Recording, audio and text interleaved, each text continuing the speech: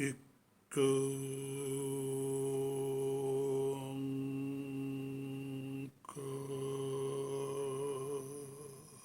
ਸਤਿ ਗੁਰ ਪ੍ਰਸਾਦਿ।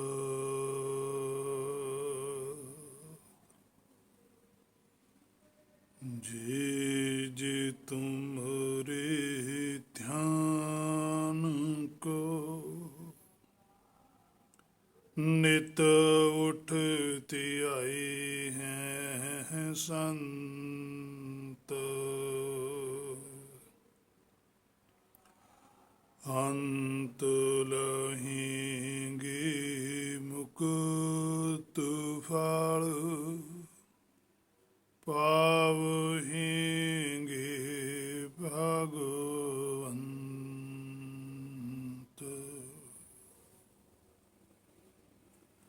चल रही गुरबाणी शब्द की जो विचार है, जो गुर किरपा द्वारा अपन सारे रल मिल के करते हैं। अज का जो वचन है, पातशाह कहते सुनिया पढ़ पढ़ पावह मान, सुनिया लागै सहज ध्यान। पिछे भी पातशाह ने सारी विचार दसी सी कि किमें सेवा करी जाती है, किमें सत संतोख की प्राप्ति होंदी है, किमें इशनान होंदा है।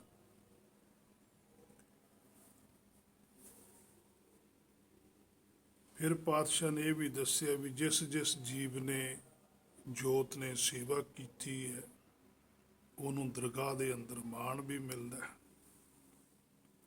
जिनी सेविया तिनी पाया मान, नानक गावीए गुणी निधान। सो सेवा दे नाल मान मिलता है। इत्थे पढ़ पढ़ लिखता, पढ़ना भी एक सेवा है जिहड़ी दरगाह तो प्रवानित है। हुण इत्थे पढ़ राड़े दे सिहारी पई है, पढ़ पढ़ सासी पंजाबी च इहनूं पढ़ ही कहने। वैसे जदों इहनूं वेद व्याकरण दे हिसाब नाल विचारिया जांदा तां पढ़ी कि जिन्हां नूं धुर की बाणी सुनी है, उन्हां ने फिर उहनूं पढ़िया भी है।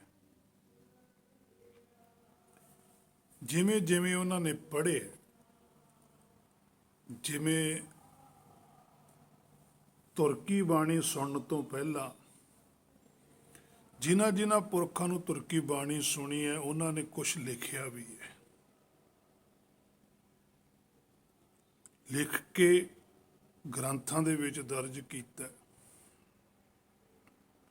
जिवें अज साडे कोल गुरबाणी है, किसी वेले वेद दे विच बाणी सी। सो उस बाणी नूं गुरबाणी जो लिखत है, उहनूं जिहड़ा विचारना है और विचार के उहनूं समझ के अपने ते लागू करना है, वो सेवा है। गुर की सेवा शब्द विचार, उस सेवा दे विचों, उस शब्द विचार दे विचों प्राप्ति हुंदी। क्योंकि पातशाहियां नूं व भगत साहिबानां नूं तां हुक्म सीधा सुनदा है ते सुन के ही वो लिखदे है। ते वो लिखती रूप दे विच जो हुक्म है अज साडे कोल गुरबाणी रूप च है। पर हुण असीं इहनूं सुणदे तां हां, पर हे मेरे मना कल्ला सुणन तक ही सीमित नहीं रह जाना।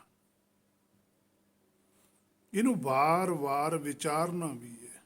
हुण बार बार पढ़न का भाव की है भी रट्टा नहीं ला लेना। बार बार पढ़न का भाव पातशाह ने लिखिया भी इहनूं विचारना है। जिवें आपां भी बच्चे नूं कहने भी चंगी तरह पढ़, हुण पढ़ तां रिहा ही हुंदा। उहनूं जिहड़ा चंगी तरह शब्द कह रहे हैं असीं विच वरतदे हां, उहदा भाव हुंदा भी इहनूं समझ भी तूं चंगी तरह पढ़। हुण पढ़ तां रिहा ही है। चंगी तरह शब्द कहण का भाव है कि इहनूं बरीकी दे नाल विचार समझ।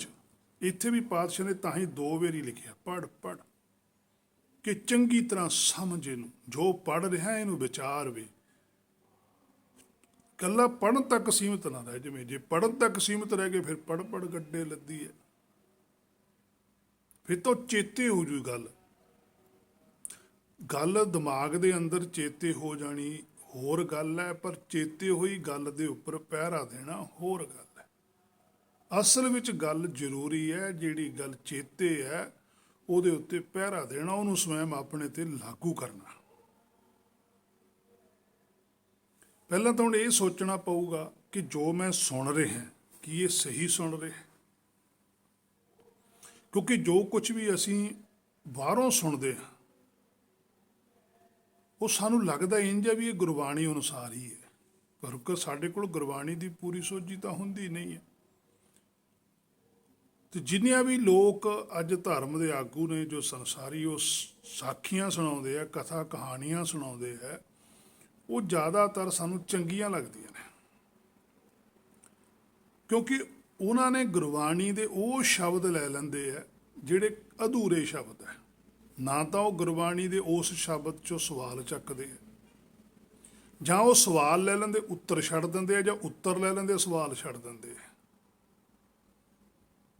ਉਹ ਚੀਜ਼ ਲੈ ਕੇ ਸੰਗਤ ਦੇ ਵਿੱਚ ਜਿਹੜੇ ਸੁਣਨ ਵਾਲੇ ਹੁੰਦੇ ਆ ਉਹਨਾਂ ਦੇ ਅੱਗੇ ਪੇਸ਼ ਕਰ ਦਿੰਦੇ, ਉਹਦੇ ਨਾਲ ਸਾਖੀ ਜੋੜ ਲੈਂਦੇ ਆ। ਔਰ ਸਾਖੀ ਦੇ ਵਿੱਚ ਜਾਂ ਤਾਂ ਕਿਸੇ ਭਗਤ ਸਾਹਿਬਾਨ ਦਾ ਨਾਂ ਜਾਂ ਕਿਸੇ ਗੁਰ ਸਾਹਿਬਾਨ ਦਾ ਨਾਂ ਵਰਤ ਲੈਂਦੇ ਆ। ਜਿੱਥੇ ਭਗਤ ਸਾਹਿਬਾਨ ਦਾ ਜਾਂ ਗੁਰ ਸਾਹਿਬਾਨ ਦਾ ਨਾਮ ਆ ਗਿਆ, ਉੱਥੇ ਆਮ ਜਿਹੜਾ ਜੀਵ ਹੈ, ਜਗਿਆਸੂ ਹੈ, ਉਹ ਡਰਦਾ ਹੈ ਵੀ ਇਹਦੇ ਵਿੱਚ ਤਾਂ ਗੁਰੂ ਸਾਹਿਬ ਦਾ ਨਾਂ ਆਉਂਦਾ, ਇਹਦੇ ਵਿੱਚ ਤਾਂ ਭਗਤ ਸਾਹਿਬਾਨ ਦਾ ਨਾਂ ਆਉਂਦਾ, ਵੀ ਇਹ ਤਾਂ ਹੋਇਆ ਹੀ ਹੋਊਗਾ। ਜਦ ਕਿ ਪਾਤਸ਼ਾਹੀਆਂ ਵਾ ਭਗਤ ਸਾਹਿਬਾਨਾਂ ਦਾ ਰਿਟਨ ਪ੍ਰੂਫ ਗੁਰਬਾਣੀ ਪਈ ਹੈ। ਹੁਣ ਗੁਰਬਾਣੀ 'ਚੋਂ ਇੰਨਾ ਡੀਪਲੀ ਬਰੀਕੀ ਨਾਲ ਵਿਚਾਰਨਾ ਸਾਡੇ ਵੱਸ ਦਾ ਰੋਗ ਨਹੀਂ ਹੈ। ਸੋ ਕਥਾ ਕਹਾਣੀਆਂ ਦੇ ਅੰਦਰ ਲੋਭ ਹੁੰਦਾ ਹੈ, ਲਾਲਚ ਹੁੰਦਾ ਹੈ, ਇੱਛਾ ਪੂਰਤੀ ਹੁੰਦੀ ਹੈ। ਉਹ ਹਰ ਇੱਕ ਜੁਗਿਆਸੂ ਚਾਹੁੰਦਾ ਵੀ ਮੇਰੀ ਇੱਛਾ ਪੂਰੀ ਹੋਵੇ। ਉਹ ਫਿਰ ਇੱਛਾ ਪੂਰਤੀ ਵਾਸਤੇ ਜਿਹੜੀ ਚੀਜ਼ ਇੱਛਾ ਪੂਰਤੀ ਤੋਂ ਰੋਕਦੀ ਹੈ ਉਹਨੂੰ ਵਰਤਣੀ ਸ਼ੁਰੂ ਕਰ ਦਿੰਦਾ ਹੈ। ਤਾਂ ਪਾਤਸ਼ਾਹ ਨੇ ਇੱਥੇ ਬੜੀ ਬਰੀਕੀ ਨਾਲ ਗੱਲ ਲਿਖੀ, ਕਿਉਂਕਿ ਪਾਤਸ਼ਾਹੀਆਂ ਤੋਂ ਪਹਿਲਾਂ, ਭਗਤ ਸਾਹਿਬਾਨਾਂ ਤੋਂ ਪਹਿਲਾਂ ਧਰਮ ਦੇ ਲੋਕ ਇਹੀ ਕੁਝ ਕਰਦੇ ਸੀ ਵੀ ਦੇਖੋ ਜੀ ਅਸੀਂ ਤਾਂ ਸੁਣਿਆ ਹੋਇਆ, ਫਿਰ ਅਸੀਂ ਪੜ੍ਹੇ ਲਿਖੇ ਵੀ ਹਾਂ, ਸਾਡੀ ਇੱਜ਼ਤ ਕਰੋ, ਸਾਡਾ ਸਤਿਕਾਰ ਕਰੋ, ਸਾਨੂੰ ਦਾਨ ਦਕਸ਼ਨਾ ਦਿਓ। ਤੇ ਆਮ ਪਬਲਿਕ, ਆਮ ਜਗਿਆਸੂ ਉਹਨਾਂ ਤੋਂ ਡਰਦੇ ਸੀ ਤੇ ਉਹਨਾਂ ਨੂੰ ਦੇ ਦਿੰਦੇ ਸੀ। ਅੱਜ ਸਾਡੇ ਵੀ ਸਿੱਖ ਮੱਤ ਦੇ ਅੰਦਰ ਬਹੁਤ ਕੁਝ ਐਸਾ ਹੈ ਜਿਹੜਾ ਕਿ ਈਵਨ ਕਿ ਇੱਥੋਂ ਤੱਕ ਕਿ ਗੁਰਬਾਣੀ ਤੋਂ ਸਾਰਾ ਕੁਝ ਹੀ ਉਲਟ ਹੈ। ਜੋ ਕੁਝ ਗੁਰਬਾਣੀ 'ਚ ਲਿਖਤ ਪਈ ਹੈ ਇਹਦੇ ਅਨੁਸਾਰ ਹੀ ਨਹੀਂ ਹੈ।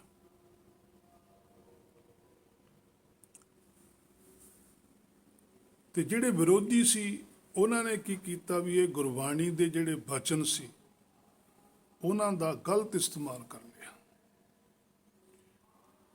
ਜਿਵੇਂ ਇੱਕ ਆਮ ਬੜਾ ਪ੍ਰਚਲਿਤ ਹੋ ਗਿਆ ਸੁਖਮਨੀ ਦੀ ਕਸ਼ਟਪਦੀ, ਜਿਹਦੇ ਵਿੱਚ ਆਉਂਦਾ ਹੈ ਸੰਤ ਕੀ ਨਿੰਦਾ ਨਾਨਕਾ ਬਹੁਰ ਬਹੁਰ ਅਵਤਾਰ। ਸ਼ਲੋਕ ਸੰਤ ਸਰਨ ਜੋ ਜਨ ਪਰੈ ਸੋ ਜਨ ਉਦਰ ਨਹਾਰ, ਸੰਤ ਕੀ ਨਿੰਦਾ ਨਾਨਕਾ ਬਹੁਰ ਬਹੁਰ ਅਵਤਾਰ। ਅਸ਼ਟਪਦੀ ਸੰਤ ਕੈ ਦੁਖ ਨਾਰਜਾ ਕਟੈ, ਸੰਤ ਕਾ ਦੁਖ ਨੇ ਜਮਤੇ ਛੁਟੈ।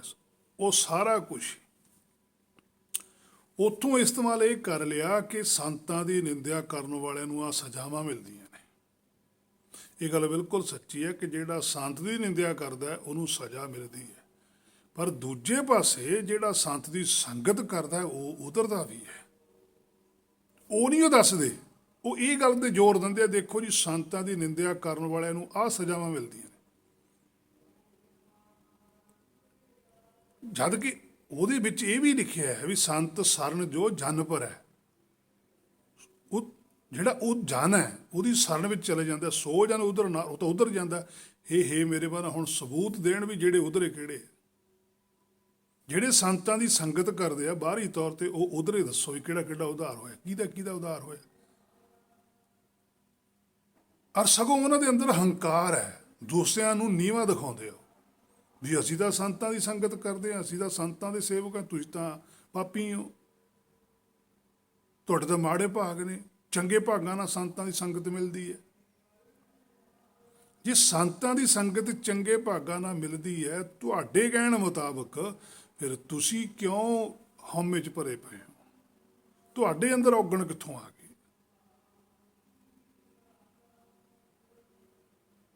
ਇਸ ਤਰ੍ਹਾਂ ਕਰਕੇ ਆਮ ਜਿਹੜੇ ਜੁਗਿਆਸੂ ਨੇ ਉਹਨਾਂ ਦੇ ਉੱਪਰ ਪ੍ਰਭਾਵ ਪੈ ਗਿਆ, ਉਹ ਡਰ ਗਏ ਵੀ ਵਾਕਈ ਗੁਰੂ ਸਾਹਿਬ ਨੇ ਤਾਂ ਲਿਖਿਆ ਵੀ ਸੰਤਾਂ ਦੀ ਨਿੰਦਿਆ ਨਹੀਂ ਕਰਨੀ ਚਾਹੀਦੀ। ਪਰ ਕਿਹੜਾ ਸੰਤ? ਇਹਨਾਂ ਨੇ ਸੰਤ ਨਹੀਂ ਡਿਫਾਈਨ ਕੀਤਾ ਵੀ ਆਹ ਸੰਤ ਹੈ ਜਿਹਦੀ ਨਿੰਦਿਆ ਨਹੀਂ ਕਰਨੀ ਚਾਹੀਦੀ, ਜਿਹਦੀ ਗੱਲ ਗੁਰਬਾਣੀ ਕਰਦੀ ਹੈ। ਦੂਸਰੇ ਪਾਸੇ ਸ੍ਰੀ ਭਗਤ ਕਬੀਰ ਸਾਹਿਬ ਜੀ ਤਾਂ ਕਹਿੰਦੇ ਨਿੰਦੋ ਨਿੰਦੋ ਲੋਕ ਮੋਹ ਕੋ ਨਿੰਦੋ, ਨਿੰਦਾ ਜਨ ਕੋ ਖਰੀ ਪਿਆਰੀ। ਉਹ ਤਾਂ ਕਹਿੰਦੇ ਚੰਗੀ ਗੱਲ ਹੈ ਵੀ ਨਿੰਦੋ ਮੈਨੂੰ। ਸੋ ਨਿੰਦਕ ਸੋ ਹਮਰਾ ਮੀਤ, ਉਹ ਤਾਂ ਕਹਿੰਦੇ ਸਾਡਾ ਤਾਂ ਮਿੱਤਰ ਪਿਆਰਾ ਜਿਹੜਾ ਨਿੰਦਿਆ ਕਰਦਾ। ਜਿਹੜਾ ਕਿਸੇ ਦੀ ਔਗਣ ਦੱਸੇ, ਕਿਸੇ ਦੀ ਕਮੀ ਦੱਸੇ, ਉਹਦੇ ਨਾਲ ਤਾਂ ਚੰਗਾ ਬੰਦਾ ਹੀ ਨਹੀਂ, ਕਿਉਂਕਿ ਉਹ ਔਗਣ ਨੂੰ ਪਤਾ ਲੱਗਣ ਤੇ ਬੰਦਾ ਔਗਣ ਛੱਡ ਸਕਦਾ, ਕਮੀ ਹੈਗੀ ਤਾਂ ਕਮੀ ਨੂੰ ਦੂਰ ਕਰ ਸਕਦਾ। ਸੋ ਇਸ ਤਰੀਕੇ ਨਾਲ ਉਹਨਾਂ ਬਚਨਾਂ ਦਾ ਇਸਤੇਮਾਲ ਕਰ ਲਿਆ। ਉੱਥੇ ਹੁਣ ਪਾਤਸ਼ਾਹ ਕਹਿੰਦੇ ਸੰਤ ਸਰਨ ਜੋ ਜਨ ਪਰ ਹੈ। ਸੰਤ ਹੈ ਸਾਡਾ ਆਪਣਾ ਮੂਲ, ਸਾਡੇ ਅੰਦਰ ਸ਼ੁੱਧ ਵਿਚਾਰਾਂ ਨਹੀਂ ਹੈਗੀ ਹੈ। ਜੇ ਸਾਨੂੰ ਸ਼ੁੱਧ ਵਿਚਾਰਾਂ ਦੀ ਜਾਣਕਾਰੀ ਸਦਾ ਰਹੇ, ਸੋ ਜਨ ਉਧਰ ਨਾ, ਉਹ ਜੀਵ ਨੇ ਉਧਰ ਜਾਣਾ। ਜਦੋਂ ਅਸੀਂ ਹਰ ਵੇਲੇ ਸੱਚ ਤੇ ਖੜੇ ਹਾਂ, ਅਸੀਂ ਹਰ ਵੇਲੇ ਭਲੇ ਤੇ ਖੜੇ ਹਾਂ, ਅਸੀਂ ਹਰ ਵੇਲੇ ਹੀ ਚੰਗਾ ਸੋਚਦੇ ਹਾਂ, ਤਾਂ ਅਸੀਂ ਉਧਰਾਂਗੇ। ਜੇ ਬਾਹਰੀ ਤੌਰ ਤੇ ਕਿਸੇ ਸੰਤ ਕੋਲ ਜਾਂਦੇ ਹਾਂ, ਸੰਤ ਕੋਲ ਅਸੀਂ ਬੈਠੇ ਹਾਂ, ਸੋਚਦੇ ਅਸੀਂ ਕਿਸੇ ਦਾ ਬੁਰਾ ਹੈ, ਨਾ ਤਾਂ ਸਾਨੂੰ ਸੰਤ ਕਹਿ ਰਿਹਾ ਮੁਰੇ ਵੀ ਭਾਈ ਤੂੰ ਕਿਸੇ ਦਾ ਬੁਰਾ ਕਿਉਂ ਸੋਚਦਾ ਬੈਠਾ। ਤਾਂ ਜਦ ਕਿ ਸਾਡਾ ਜਿਹੜਾ ਅਸਲੀ ਸੰਤ ਹੈ, ਜਿਹੜਾ ਸਾਡੇ ਹਿਰਦੇ 'ਚ ਬੈਠਾ, ਉਹ ਸਾਨੂੰ ਬਾਰ-ਬਾਰ ਕਹਿ ਰਿਹਾ ਵੀ ਨਹੀਂ, ਬੁਰਾ ਨਹੀਂ ਸੋਚੀਦਾ। ਤੈਂ ਕੀ ਲੈਣਾ? ਜੇ ਤੂੰ ਕਿਸੇ ਦਾ ਸੋਚੇਗਾ ਤੇਰਾ ਫਿਰ ਕੋਈ ਸੋਚੂਗਾ। ਸੋ ਜਨ ਉਦਰ ਨਹਾਰ ਸੰਤ ਕੀ ਨਿੰਦਾ ਨਾਨਕਾ। ਜਿਹਨੇ ਆਪਣੀ ਅੰਤਰਾਤਮਾ ਦੀ ਗੱਲ ਨਾ ਮੰਨੀ, ਜਿਹਨੇ ਆਪਣੇ ਮੂਲ ਦੀ ਗੱਲ ਨਾ ਮੰਨੀ, ਜਿਹਨੇ ਆਪਣੇ ਮੂਲ ਦੀ ਜਾਣਕਾਰੀ ਨਾ ਲਈ, ਉਹ ਨਿੰਦਕ ਹੈ। ਜਿਹੜਾ ਆਪਣੇ ਔਗਣਾਂ ਨੂੰ ਸਵੀਕਾਰ ਨਹੀਂ ਕਰਦਾ, ਪਤਾ ਹੈ ਵੀ ਮੇਰੇ 'ਚ ਔਗਣ ਨੇ, ਫਿਰ ਵੀ ਲੋਕਾਂ ਨਾਲ ਝਗੜਾ ਕਰਦਾ ਮੇਰੇ 'ਚ ਨਹੀਂ ਹੈ। ਮੈਂ ਤਾਂ ਝੂਠ ਹੀ ਨਹੀਂ ਬੋਲਦਾ। ਕੋਈ ਵੀ ਵਿਅਕਤੀ ਨਹੀਂ ਹੈ ਜਿਹੜਾ ਸੱਚ ਬੋਲਦਾ। ਸੱਚ ਬੋਲਣ ਦਾ ਸਰਟੀਫਿਕੇਟ ਦੇਣ ਦੀ ਲੋੜ ਹੀ ਨਹੀਂ ਲੋਕਾਂ ਨੂੰ, ਤਾਂ ਦੁਨੀਆ ਨੂੰ ਆਪ ਹੀ ਪਤਾ ਲੱਗ ਜਾਂਦਾ ਵੀ ਇਹ ਸੱਚ ਬੋਲਦਾ। ਇੱਕ ਝੂਠ ਨੂੰ ਲੁਕਾਉਣ ਲਈ 100 ਝੂਠ ਬੋਲ ਕੇ ਉਹਨੂੰ ਸੱਚ ਸਮਝ ਬੈਠਦਾ ਜੀ।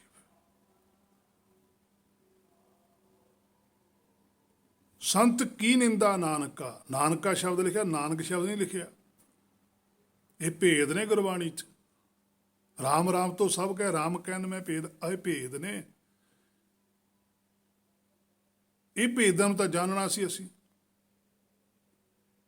ਪਰ ਭੇਦ ਦਾ ਜਾਣੇ ਤਾਂ ਜਾਂਦੇ ਜੇ ਅਸੀਂ ਗੁਰਬਾਣੀ ਤੋਂ ਸੋਝੀ ਪ੍ਰਾਪਤ ਕਰਨੀ ਚਾਹੁੰਦੇ, ਜੇ ਅਸੀਂ ਗੁਰਬਾਣੀ ਨੂੰ ਆਪਣੀ ਸਮਝਦੇ, ਜੇ ਅਸੀਂ ਗੁਰਬਾਣੀ ਅੱਗੇ ਆਪਣੀ ਮੱਤ ਨੂੰ ਨੀਵੀਂ ਮੰਨਦੇ, ਜੇ ਅਸੀਂ ਗੁਰਬਾਣੀ ਅੱਗੇ ਆਪਣੀ ਹਉਮੈ ਤਿਆਗਦੇ, ਤਾਂ ਸਾਨੂੰ ਗੁਰਬਾਣੀ ਤੋਂ ਸੋਝੀ ਆਵੇ। ਅਸੀਂ ਤਾਂ ਗੁਰਬਾਣੀ ਦਾ ਆਪ ਖੁਦ ਵਿਰੋਧੀ ਹਾਂ। ਅਸੀਂ ਖੁਦ ਗੁਰਬਾਣੀ ਦੀ ਹੇ ਮੇਰੇ ਮਨਾ ਤੂੰ ਬੇਅਦਬੀ ਕਰਦਾ, ਹੇ ਮੇਰੇ ਮਨਾ ਤੂੰ ਗੁਰਬਾਣੀ ਦਾ ਵਿਰੋਧੀ ਹੈ। ਜ਼ਿਆਦਾ ਦੱਸ ਵੀ ਨਹੀਂ ਹੈਗਾ। ਗੁਰਬਾਣੀ ਕਹਿੰਦੀ ਹੈ ਝੂਠ ਨਹੀਂ ਬੋਲਣਾ, ਤੂੰ ਬੋਲਦਾ ਨਹੀਂ, ਕੀ ਉਹਦੀ ਬੇਅਦਬੀ ਨਹੀਂ ਕਰਦਾ। ਗੁਰਬਾਣੀ ਕਹਿੰਦੀ ਕਾਮ ਨਹੀਂ ਕਰਨਾ, ਕ੍ਰੋਧ ਨਹੀਂ ਕਰਨਾ, ਲੋਭ ਨਹੀਂ, ਤੂੰ ਤਾਂ ਸਾਰਾ ਕੁਛ ਹੀ ਕਰ ਰਿਹਾ। ਸੰਤ ਕੀ ਨਿੰਦਾ ਨਾਨਕਾ ਬਹੁਰ ਬਹੁਰ ਅਵਤਾਰ, ਹੇ ਮੇਰੇ ਮਨਾ ਦੁਬਾਰਾ ਸਰੀਰ ਮਿਲਦੇ ਰਹਿਣਗੇ। ਜੇ ਤੂੰ ਆਪਣੇ ਮੂਲ ਦੀ ਗੱਲ ਨਾ ਮੰਨੀ, ਆਪਣਾ ਮੂਲ ਨਾ ਪਛਾਣਿਆ, ਆਪਣੇ ਮੂਲ ਨੂੰ ਨਾ ਬੁੱਝਿਆ। ਆਹ ਪੜ੍ਹਨਾ ਸੀ ਅਸੀਂ। ਗੁਰਬਾਣੀ 'ਚ ਇਹੀ ਕੁਛ ਲਿਖ ਕੇ ਦਿੱਤਾ ਸਾਨੂੰ ਉਹਨਾਂ ਨੇ। ਜਿਹੜਾ ਕੁਛ ਉਹਨਾਂ ਨੂੰ ਸੁਣਿਆ, ਉਹਦਾ ਧੁਰਕੀ ਬਾਣੀ ਸੁਣੀ ਹੈ। ਸੁਣ ਕੇ ਉਹਨਾਂ ਨੇ ਸਾਨੂੰ ਕੁਛ ਦੱਸਿਆ, ਅਸੀਂ ਉਹ ਦੱਸੀ ਹੋਈ ਚੀਜ਼ ਨੂੰ ਪੜ੍ਹਦੇ ਹਾਂ। ਅਸੀਂ ਇਹ 'ਚੋਂ ਪੜ੍ਹ ਕੇ ਭਾਵ ਹੈ ਮਾਨ ਤੱਕ ਪਹੁੰਚਣਾ। ਮਾਣ ਸਾਨੂੰ ਉਦੋਂ ਮਿਲਣਾ ਜਦੋਂ ਸਾਡੇ ਅੰਦਰ ਧੁਰਕੀ ਬਾਣੀ ਪ੍ਰਗਟ ਹੋਣੀ। ਮਾਣ ਸਾਨੂੰ ਉਦੋਂ ਮਿਲਣਾ ਜਦੋਂ ਅਸੀਂ ਮੰਜ਼ਿਲ ਤੇ ਪਹੁੰਚਣਾ। ਅਸੀਂ ਤਾਂ ਮਾਰਗ ਨੂੰ ਹੀ ਮੰਜ਼ਿਲ ਮੰਨੀ ਬੈਠੇ।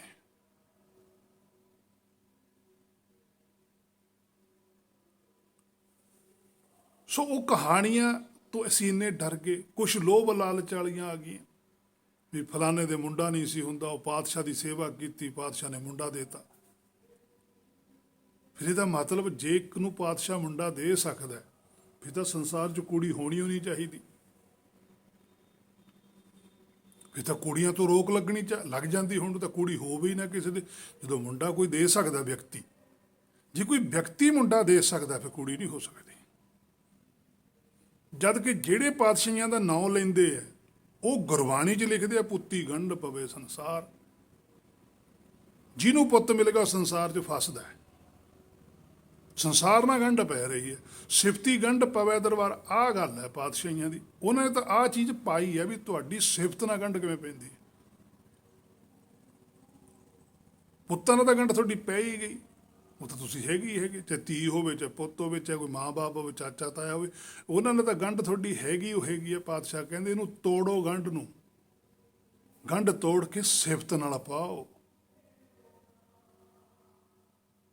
ਸਭ ਤੋਂ ਵੱਧ ਧਰਮ ਦੇ ਵਿੱਚ ਲਾਲਚ ਦਿੱਤਾ ਜਾਂਦਾ, ਔਰ ਸਭ ਤੋਂ ਵੱਧ ਧਰਮ ਦੇ ਵਿੱਚ ਲਾਲਚ ਦੇ ਕੇ ਭਰਮ ਪਾਲਿਆ ਜਾਂਦਾ ਹੈ। ਔਰ ਭਰਮ 'ਚ ਜੀਵ ਜਗਿਆਸੂ ਇਹੋ ਜਿਹੇ ਫਸ ਜਾਂਦੇ ਆ, ਉਹਨਾਂ ਨੂੰ ਪਤਾ ਹੁੰਦਾ ਵੀ ਅਸੀਂ ਭਰਮ 'ਚ ਹਾਂ, ਪਰ ਉਹ ਡਰਦੇ ਦੱਸਦੇ ਨਹੀਂ ਵੀ ਜੇ ਹੁਣ ਦੱਸਤਾ ਫਿਰ ਅਲੱਗ ਹੀ ਕਹੂਗਾ ਵੀ ਇੰਨਾ ਚਿਰ ਦੇ ਤੁਸੀਂ ਐਵੇਂ ਟਾਈਮ ਖਰਾਬ ਕਰਦੇ ਰਹੇ। ਫਿਰ ਕੁਛ ਬੰਦਾ ਭਰਮ 'ਚ ਪਿਆ ਹੋਇਆ ਇਹੋ ਜਿਹੀਆਂ ਗੱਲਾਂ ਆਪ ਖੁਦ ਕਰ ਬੈਠਦਾ। ਜਦੋਂ ਆਪ ਖੁਦ ਕਰ ਬੈਠਦਾ ਫਿਰ ਅੱਲਾ ਕਹਿੰਦਾ ਉਦੋਂ ਤਾਂ ਤੂੰ ਐਂ ਕਹਿੰਦਾ ਸੀ, ਹੁਣ ਤੂੰ ਐਂ ਕਹਿਣ ਲੱਗ ਗਿਆ। ਐਸਾ ਜੀਵ ਫਸ ਜਾਂਦਾ ਹੈ ਉਸ ਘੁੰਮਣ ਘੇਰੀ ਦੇ ਅੰਦਰ, ਸਾਰਾ ਜੀਵਨ ਹੀ ਵਿਅਰਥ ਕਰਕੇ ਚਲੇ ਜਾਂਦਾ। ਇਹਦੇ 'ਚੋਂ ਨਿਕਲਿਆ ਸੀ ਸ੍ਰੀ ਪਾਤਸ਼ਾਹ ਕਬੀਰ ਸਾਹਿਬ। 80 ਸਾਲ ਦੀ ਉਮਰ ਤੱਕ ਉਹਨਾਂ ਨੇ ਮਾਲਾ ਫੇਰੀ, ਕੁਛ ਨਹੀਂ ਲੱਭਿਆ। ਉਹਨਾਂ ਦੀ ਗੁਰਬਾਣੀ ਪੜ੍ਹ ਕੇ ਦੇਖੋ, ਇੱਕ ਵੀ ਗੱਲ ਮੈਂ ਕੋਲੋਂ ਨਹੀਂ ਕਹਿੰਦਾ, ਮੈਂ ਸਬੂਤ ਦਊਂਗਾ ਜੇ ਕੋਈ ਮੈਨੂੰ ਪੁੱਛੂਗਾ ਵੀ ਤੂੰ ਇਹ ਗੱਲ ਕਿਵੇਂ ਕਹੀ। ਗੁਰਬਾਣੀ 'ਚੋਂ ਪ੍ਰਮਾਣ ਦਊਂਗੇ, ਆਹ ਦੇਖੋ ਗੁਰਬਾਣੀ 'ਚ ਖੁਦ ਕਬੀਰ ਸਾਹਿਬ ਬੋਲੇ ਹੋਏ, ਮੈਂ ਨਹੀਂ ਬੋਲਦਾ ਆਪਣੇ ਕੋਲੋਂ।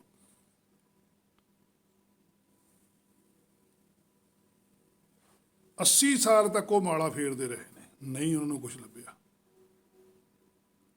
लास्ट समय फिर उन्होंने साधुआं का पता लगता, वो कहते भी जे कबीर तू प्राप्ति करनी चाहती है मगहर चला जा, उत्थे धर्म के ग्रंथ पए जिहड़े वेद ग्रंथ है।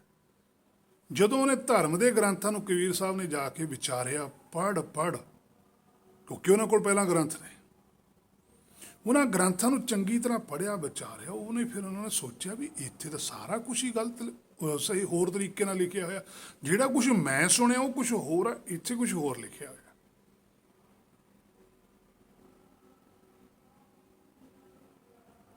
उन्होंने अपनी गुरबाणी च लिखे है, पहले दर्शन मगहर पायो। वो कहते पहला मैनू दर्शन मगहर च होया, फिर वो रहिंदे तां काशी सीगे। उन्होंने ये नहीं लिखा भी मैनू काशी च दर्शन होया। दर्शन का अर्थ होंदा सोझी आ जानी, अकल आ जानी, ज्ञान आ जाना। गुरबाणी जिहड़ा दर्शन शब्द का भाव है ज्ञान आ जाना, नाम की प्राप्ति हो जानी। हुण तुसीं कहोगे भी तूं अर्थ अपने कोलों ही कर लिया, भी दर्शन का अर्थ तो आम तो असीं सुनिया भी किसी दी बॉडी का दर्शन हो जाना। गुरबाणी वो कहती है नानक नाम मिले तां जीवा, उत्थे नाम शब्द आ गया भी जे नाम मिलू तां जिउंदा। उत्थे की लिखा गुर का दर्शन देख देख जीवा, उत्थे दर्शन देख देख जीवा, इत्थे नाम मिले जीवा। किवें अर्थ किवें फर्क पै गया। सीधा ही लिखिया पातशाह ने, हे मेरे मना हर एक पक्ष तो समझाया, तां ही मैं तैनूं बार बार मना समझाउणा ते फस जाना सच्चे दी दरगाह जाके। उन्हें तेरे मूहरे गुरबाणी रख देनी भी आ देख, और उत्थे वो गुरबाणी जिन्होंने लिखी वो भी बैठे होणगे, की जवाब देगा। तू कहेंगा जी मैं तो दर्शन आ भी किसी का शरीर के दर्शन होणगे, उन्होंने कहते इस तक लिख के नहीं आए। अस तो आ लिखिया सी दर्शन, देख इत्थे लिखे नहीं होया। गुर का दर्शन देख देख जीवा, गुर की है तेरा अपना सुग्यान, तेरा अपना मूल। दर्शन की है उसकी सोझी। दर्शन प्यासी दिन स रात, अंदर प्यास है। प्यास काहदी हुंदी है भी मैनूं अकल आ जाए। किसी के शरीर नूं देख के प्यास थोड़ा बुझदी है, कोई बुझा के दिखावे। किसी नूं जो सुग्यान आ जाता फिर उसकी प्यास बुझ जाती, उन्होंने सोझी आ जाती है भी मैं आह काम गलत है, मैं नहीं करना। माड़े कामां नूं छड्डी जाना, चंगे काम धारण करी जाना, दर्शन हो रहा है। दिन स रात, ये दिन स रात है। ਕਿ ਅਗਿਆਨਤਾ ਜਾਂਦੀ ਹੈ, ਦਿਨ ਚੜ੍ਹਦਾ ਹੈ। ਚਿੱਤ ਬਹੁ, ਚਿੱਤ ਦੇ ਅੰਦਰ ਇਹ ਇੱਛਾ ਹੈ। ਅਨ ਦਿਨ, ਦੇਖੋ ਪਹਿਲਾਂ ਦਿਨ ਸਰਾਤ ਹੈ ਤੇ ਅਨ ਦਿਨ ਹੈ। ਚਿੱਤ ਦੇ ਅੰਦਰ ਬਹੁ ਇਹ ਇੱਛਾ ਹੋ ਕਿ ਇਹ ਅਨ ਦਿਨ ਸਦਾ ਹੀ ਮੈਨੂੰ ਆਹ ਸੋਝੀ ਰਹੇ, ਸਦਾ ਹੀ ਮੈਨੂੰ ਇਹ ਸੁਗਿਆਨ ਰਹੇ, ਮੈਂ ਆਪਣੀ ਸੁਰਤ ਨੂੰ ਮਾਇਆ 'ਚ ਨਾ ਲਿਜਾਵਾਂ। ਚਿੱਤ ਬਹੁ ਅਨ ਦਿਨ ਨੀਤ, ਸਾਹਿਬ ਮੇਰਾ ਨੀਤ ਨਵਾਂ, ਨਿਤ ਨਵੀਂ ਸੋਝੀ ਆਈ ਜਾਵੇ। ਹਰ ਇੱਕ ਪੱਖ ਤੋਂ ਮੇਰੇ ਹਿਰਦੇ 'ਚ ਰੌਸ਼ਨੀ ਹੋਵੇ। ਗੁਰਬਾਣੀ ਇਸ ਜੱਗ ਮੈਂ ਹੈ ਚਾਨਣ। ਹੇ ਮੇਰੇ ਮਨਾ, ਦੇਖ ਪਾਤਸ਼ਾਹ ਕੀ ਕੀ ਲਿਖਦੇ ਆ। ਮੱਤ ਤੇਰੀ ਮਾਰੀ ਹੈ, ਕਿਉਂਕਿ ਤੂੰ ਤਾਂ ਗੁਰਬਾਣੀ ਨੂੰ ਪੜ੍ਹੀ ਹੈ, ਗੁਰਬਾਣੀ ਤੋਂ ਨਹੀਂ ਪੜ੍ਹਿਆ। ਤਾਂ ਪਾਤਸ਼ਾਹ ਨੇ ਲਿਖਿਆ ਸੁਣਿਆ, ਕਹਿੰਦੇ ਅਸੀਂ ਜੋ ਕੁਝ ਵੀ ਸੁਣਿਆ, ਜੋ ਸਾਨੂੰ ਤੁਰ ਕੀ ਬਾਣੀ ਸੁਣੀ ਹੈ, ਪਹਿਲਾਂ ਅਸੀਂ ਉਹਦੇ ਬਾਰੇ ਪੜ੍ਹਿਆ। ਗੁਰੂ ਨਾਨਕ ਸਾਹਿਬ ਵੀ ਕਹਿੰਦੇ ਗੁਰਾਂ ਇੱਕ ਦੇਹ ਬੁਝਾਈ, ਕਹਿੰਦੇ ਜਿਨ੍ਹਾਂ ਨੇ ਮੇਰੇ ਤੋਂ ਪਹਿਲਾਂ ਗੁਰਬਾਣੀ ਲਿਖੀ ਹੈ, ਮੈਂ ਉਹਨਾਂ ਦੀ ਗੁਰਬਾਣੀ ਪੜ੍ਹੀ ਹੈ। ਪੜ੍ਹ ਕੇ ਮੈਨੂੰ ਪਤਾ ਲੱਗਿਆ ਵੀ ਗੱਲ ਤਾਂ ਆ ਹੈ। ਸੋ ਪਹਿਲੇ ਦਰਸ਼ਨ ਮਗ ਹਰ ਪਾਇਓ, ਫੁਨ ਕਾਸ਼ੀ ਵਸ ਆਈ। ਫੇਰ ਦੁਬਾਰਾ ਕਾਸ਼ੀ ਚਾਹੁੰਦੇ ਆ। ਫੇਰ ਕਾਸ਼ੀ ਜਾ ਕੇ ਦੱਸਿਆ ਰਾਮਾਨੰਦ ਜੀ ਨੂੰ ਵੀ ਗੱਲ ਤਾਂ ਆ ਹੈ ਜੀ। ਫਿਰ ਰਾਮਾਨੰਦ ਜੀ ਨੇ ਉਹ ਸਾਰਾ ਕੁਝ ਜਿਹੜਾ ਪਹਿਲਾਂ ਪੜ੍ਹਿਆ ਪੜ੍ਹਾਇਆ ਸੀ, ਸਾਰਾ ਉਹਨਾਂ ਨੇ ਛੱਡਿਆ। ਜੋ ਕਬੀਰ ਸਾਹਿਬ ਨੇ ਪੜ੍ਹਾਇਆ ਉਹ ਪੜ੍ਹਿਆ। ਉਹ ਪੜ੍ਹ ਕੇ ਫਿਰ ਉਹਨਾਂ ਦੇ ਅੰਦਰੋਂ ਵੀ ਤੁਰਕੀ ਬਾਣੀ ਪ੍ਰਗਟ ਹੁੰਦੀ ਹੈ। ਇਸੇ ਕਰਕੇ ਉਹਨਾਂ ਦਾ ਵੀ ਗੁਰਬਾਣੀ 'ਚ ਸ਼ਬਦ ਹੈ। ਪੰਜਵੇਂ ਪਾਤਸ਼ਾਹ ਨੇ ਜੇ ਕਬੀਰ ਸਾਹਿਬ ਜੀ ਤੋਂ ਪਹਿਲਾਂ ਰਾਮਾਨੰਦ ਜੀ ਦੇ ਅੰਦਰੋਂ ਤੁਰਕੀ ਬਾਣੀ ਪ੍ਰਗਟ ਹੋਈ ਹੁੰਦੀ ਤਾਂ ਫਿਰ ਗ੍ਰੰਥ ਦੇ ਅੰਦਰ ਸ਼ਬਦ ਪਹਿਲਾਂ ਰਾਮਾਨੰਦ ਜੀ ਦਾ ਆਉਣਾ ਸੀ। ਪਰ ਗ੍ਰੰਥ ਦੇ ਅੰਦਰ ਗੁਰਬਾਣੀ ਦੇ ਵਿੱਚ ਸਭ ਤੋਂ ਪਹਿਲਾ ਸ਼ਬਦ ਕਬੀਰ ਸਾਹਿਬ ਦੇ ਆਉਂਦੇ। ਕਬੀਰ ਦੀ ਸੰਸਾਰ ਕੋ ਜਿਸ ਲੀਨੀ ਮਸਤਕ ਪਾਗੇ, ਗੱਲ ਲਿਖੀ ਹੈ। ਨਹੀਂ, ਇਹ ਗੱਲ ਰਾਮਾਨੰਦ ਜੀ ਵੱਲੋਂ ਲਿਖੋਣੀ ਸੀ, ਕਬੀਰ ਜੀ ਨੇ ਦਿੱਤੀ ਹੈ ਸੰਸਾਰ ਨੂੰ ਗੁਰਬਾਣੀ। ਪਹਿਲਾਂ ਭਗਤਾਂ ਨੇ ਦਿੱਤੀ ਹੋਈ ਹੈ, ਜਿਵੇਂ ਧਰੂ ਜੀ ਸੀ, ਨਾ ਆਪਣੇ ਪ੍ਰਹਲਾਦ ਜੀ ਸੀ, ਸੁਦਾਮਾ ਜੀ ਸੀ, ਜਾਂ ਹੋਰ ਬੇਅੰਤ ਗੁਰਸਿੱਖ ਸੀ ਜਿਨ੍ਹਾਂ ਦਾ ਰਿਕਾਰਡ ਹੈ। ਅਮਰੀਕ ਵਰਗੇ ਸਵਈਆਂ 'ਚ ਉਹਨਾਂ ਦੇ ਨਾਂ ਆਉਂਦੇ ਆ। ਉਹਨਾਂ ਨੇ ਗ੍ਰੰਥ ਲਿਖੇ ਹੋਏ ਸੀਗੇ। ਸੋ ਸਾਰਾ ਕੁਛ ਉਹਨਾਂ ਨੂੰ ਮਾਣ ਮਿਲਿਆ। ਤੁਰਕੀ ਬਾਣੀ ਉਹਨਾਂ ਨੂੰ ਤਾਂ ਮਿਲੀ ਹੈ, ਸੁਣਿਆ ਪੜ੍ਹ ਪਾਵ ਹੀ ਪਾਇਆ ਜਾਂਦਾ ਹੈ। ਮਾਣ ਕਿੱਥੇ ਮਿਲਦਾ? ਦਰਗਾਹ 'ਚ। ਹਰੇਰੇ ਦਰਗਹਿ ਕਹੇ ਨਾ ਕੋ, ਆਓ ਬੈਠ ਆਦਰ ਸ਼ੁਭ ਦੇਉ। ਇਹ ਮਾਣ ਮਿਲਦਾ ਦਰਗਾਹ ਦੇ ਵਿੱਚ।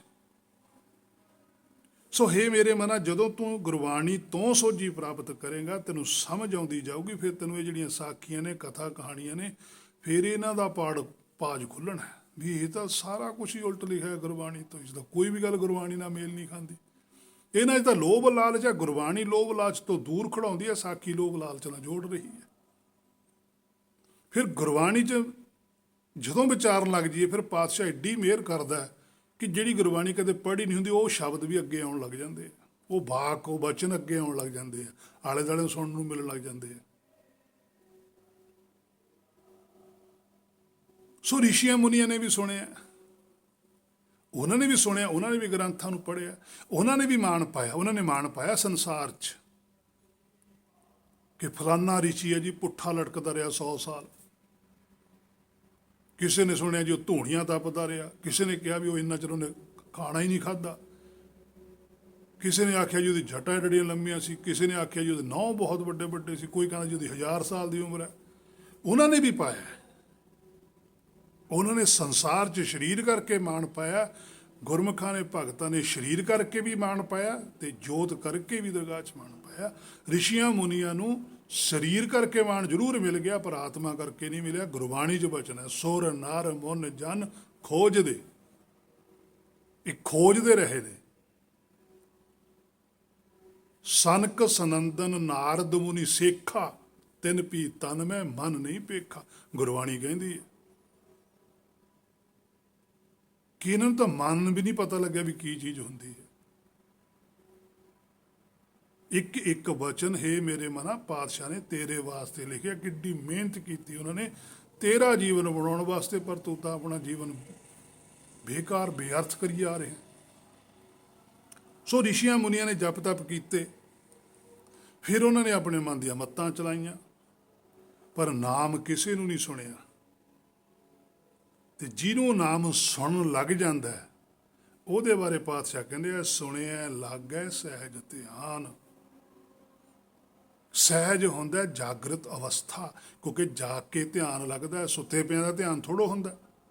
ਸੁੱਤਾ ਪਿਆ ਦਾ ਸੁਪਨਾ ਦੇਖਦਾ, ਉਹ ਮਾਇਆ 'ਚ ਧਿਆਨ ਹੈ। ਇੱਥੇ ਜਾਗੇ ਤੋਂ ਧਿਆਨ ਹੈ। ਪਹਿਲਾਂ ਸੁਣਿਆ, ਗੁਰਬਾਣੀ ਦੇ ਗ੍ਰੰਥਾਂ 'ਚ ਲਿਖਿਆ ਵੀ ਪਹਿਲਾਂ ਤਾਂ ਜਾਗ ਮਨਾ, ਜਾਗ ਲਿਓ ਰੇ ਮਨਾ ਜਾਗ ਲਿਓ, ਕਾਹੇ ਗਾਫਲ ਸੋਇਆ।